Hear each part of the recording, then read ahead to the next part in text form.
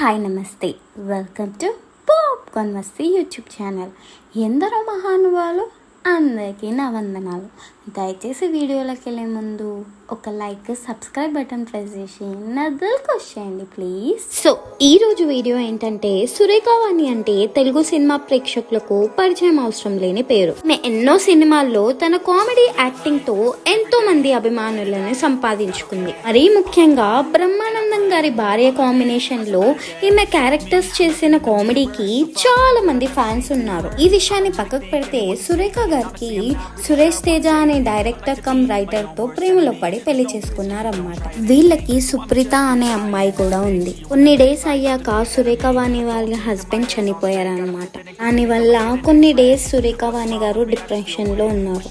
ఈ విషయాన్ని పక్కకు పెడితే సురేఖ వాణి గారు కూతురుతో కలిసి ఎప్పటికప్పుడు సోషల్ మీడియాలో ఫొటోస్, వీడియోస్ షేర్ చేస్తూనే ఉంటారన్న సంగతి అందరికీ తెలిసిందే.